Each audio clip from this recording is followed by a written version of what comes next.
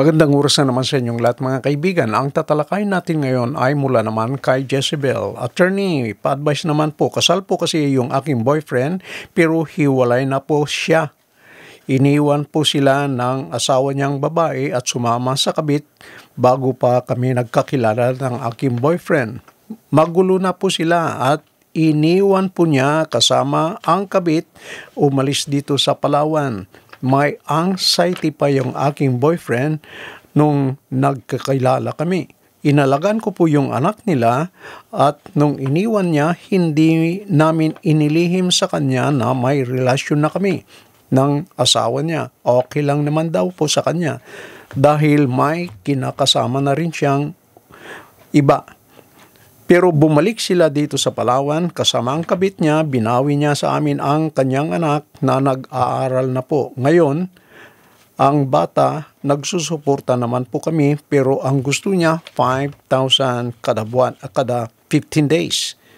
May kinakasama na po siya at may bisyo po sila. Pareho silang umiinom, sabi ng bata. Saka hindi naman po palaging may kinikita yung aking boyfriend. Minsan nga, sarili kong pera ang aking binibigay sa anak nila. Nagbibigay po kami weekly allowance para sa anak nila. Biyernes hanggang Linggo sa amin ang bata. Pa-advise naman po. Maraming salamat. Mga kaibigan, tatalakay natin ang katanungan na ito bilang educational and informational purposes lamang. Pero bagong lahat, huwag niyong kalilimutan na mag-subscribe sa ating channel. Please like, comment, and share. Pakiclick na rin ang notification bell para hindi niyo makaligtan ng mga bago at susunod nating video. Balik sa ating topic. Magkano ba dapat ang sustento ng magulang sa kanyang anak? Ang suporta sa bata o sustento ay tungkol sa obligation ng mga magulang, parehong mga magulang na bigyan ng material at mga pangangailangan ng kanilang mga anak. Nakasad sa family code na ang mga anak, legitimate man o kaya illegitimate, ay may karapatang suportahan na kinabibilangan ng lahat ng mga bagay na kailangan para sa ikabubuhay, para sa tirahan, pananamit, ganon din sa medical, educational at transportation na pangangailangan. Ang tungkuling magbigay ng suporta sa bata ay tumatagal hanggang ang bata ay umabot sa age of majority o 18 years old. O kaya kapag kaya na niyang suportahan ang kanyang sarili. Gayunpaman kung ang bata ay hindi kayang mamuhay ng nag-iisa dahil sa sakit, kapansanan o kaya patuloy na education, ang obligasyon ay maaring lumagpas sa majority age o kahit na over 18 years old na yung bata, kailangan pa rin na suportahan. Kahit na ang mga magulang ay hiwalay o kaya hindi kailanman ikinasal, ang pagbibigay ng suporta ay nananatiling kanilang obligation. Pero magkano ba dapat ang sustento sa anak? Maaring mag-agree o magkasundo ang mga magulang sa halaga ng suporta.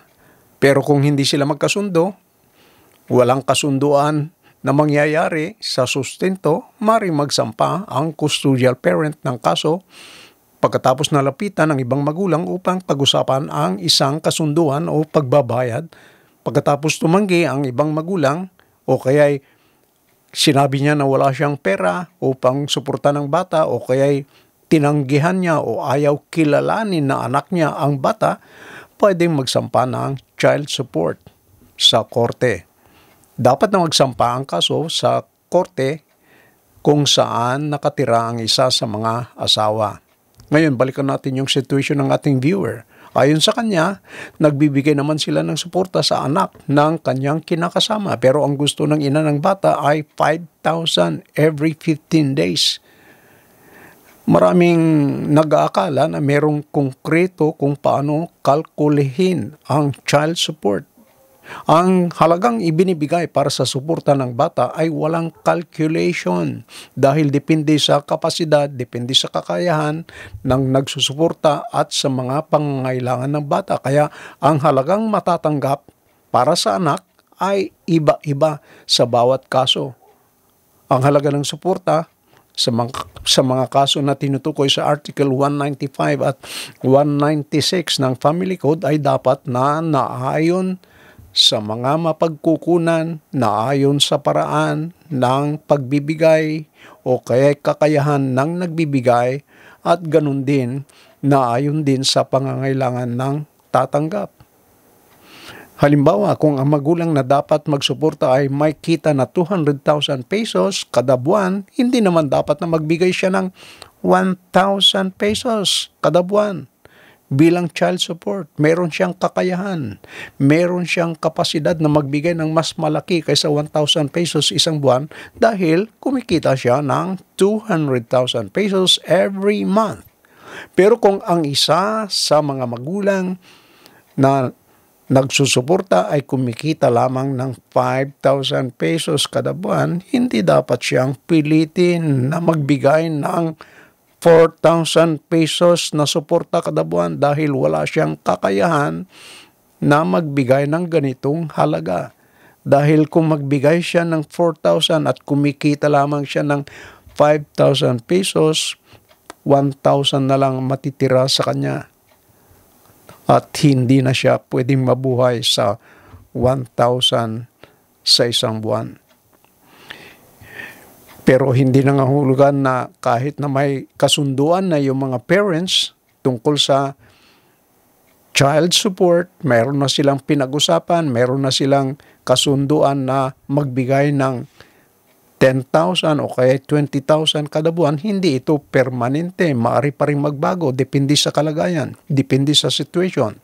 Ito ay maaring dahil ang financial na situation o financial na kalagayan ay nagbabago sa pamamagitan ng pagkawala ng trabaho. Kung wala ng trabaho yung nagbibigay ng suporta, paano siya magbibigay ng support? O maaari ring tumaas ang position sa trabaho mula sa clerk at naging vice president ng company. Maring lalaki yung dapat na ibigay niya sa kanyang sinusuportahan. O kaya yung nagsusuporta ay nadagdagan ng mas maraming anak sa iba niyang partner. Mag-iba yung kanyang kalagayan. Mag-iba yung kanyang kakayahan na magbigay ng suporta. O kaya yung bata, nagpasya na tumira sa nagsusuporta, mag-iba rin ng kalagayan. Kaya sa ating viewer, kung may kakayahan ng iyong partner na magbigay ng 5,000 kada 15 days, pwede siyang magbigay ng suporta ng ganitong halaga. Pero kung wala siyang kakayahan at wala naman siyang mapagkukunan, walang magagawa ang ina ng bata. Mga kaibigan, hanggang dito na lamang ating talakayan. Sana meron kayong napulot na konting kalaman sa ating discussion. Hanggang sa muli. Bye-bye!